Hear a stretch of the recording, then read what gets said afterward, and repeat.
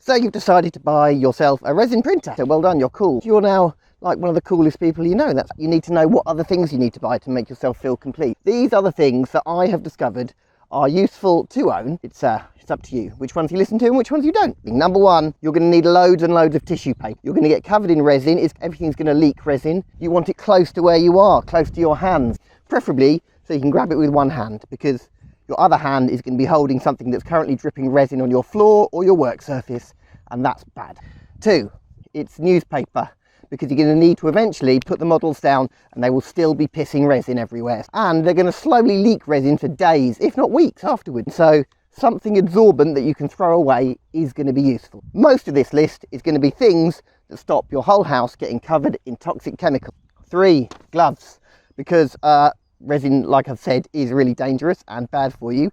Whether they be disposable gloves, which are the better gloves, because they are better for the more fine and intricate work you're going to use, but they're going to cost you a fortune, because you will use about 3 pairs of gloves for each print that you do. A pair of gloves to set up the printer, getting the resin ready, because everything's covered in resin in your house now. 1 pair of gloves when you take the print off the print bed. A pair of gloves once you've taken them out of the cleaning machine.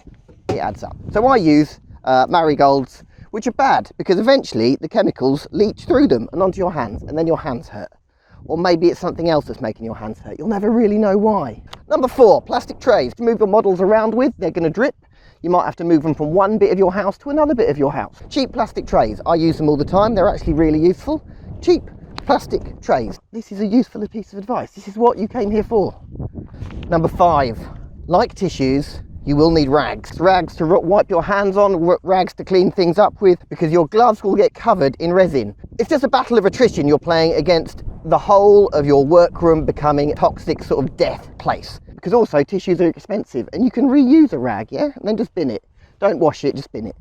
Number 6, a salad spinner. Because your models are hollow and full of chemicals, and putting them in a salad spinner helps you remove any chemicals, goo, stuff like that from inside. A salad spinner. Give it a good old spin, it's going to get most of the resin from inside. Number 7, a sieve, some sort of filter for filtering out all the crap, failed supports, bits of broken model that will end up in your resin and could end up damaging your FEP, which could cause a hole in your FEP, which is a bad thing to happen. Most of the filters, I find, take fucking ages to actually get the resin through, especially if you have quite a thick resin. So I just use a normal sieve, a kitchen sieve. It gets most of the crap out of the resin. Obviously, I'm never going to be able to use it for food again, but it is a lot quicker than a filter. Number 8, a nice set of big jugs, for pouring your resin in when you filter it. That way you can use the sieve over the top of the jug and pour it at a reasonable rate. Trying to get resin in and out of the little tiny bottles with little tiny thin legs is annoying. The resin's going to spill, it's going to fall down the edge of the bottle, it's going to go on your tabletop, and you are going to have to deal with that. 9, a sense of superiority over people that only own FDM printers. There's so many moving parts in those things, they fail all the time. Look at them with their giant layer lines. Resin printing is better, and well done for making the correct choice. It's quality, it's a quality item a resin printer creates. Real details, yeah, and that's what people want. People want that. Number 10, a large bin to put all your rags, tissue, newspaper, failed prints and supports in. You want it near to where you're working because you're going to need to chuck a lot of stuff in there. You have adopted a very wasteful hobby. You can deal with that however you want. 11, a spray full of isopropyl alcohol for cleaning up all the mess that you're going to make, and that's going to be all over the sides and everything you touch. It's just going to be like this weird residue. This will get rid of that. Do that.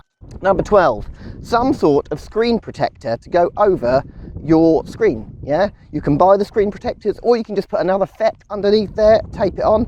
Eventually your FEP is going to fail and it's going to leak resin all over your screen, and if you're lucky you'll be able to clean it off with a bit of alcohol. If you're unlucky you're going to have to buy a new screen. Number 13, an account with digitaltaxidermy.co.uk. That's right, this whole thing was an advert. You can buy loads of 3D printing STL models from digitaltaxidermy.co.uk. Did you know that? Did you know you could do that?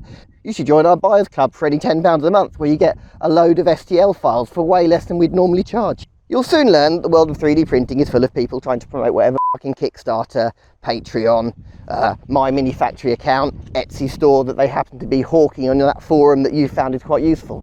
It's a fucking Wild West out there.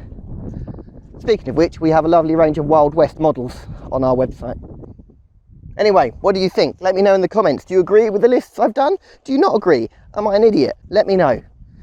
Let me know if I'm wrong. It's all still comments, it all still counts, it all still promotes the video. So anything you add, whatever your opinion is, however wrong you are, you need to write some sort of comment. You could subscribe and you might get to see our videos in the future, or you might not. Bye.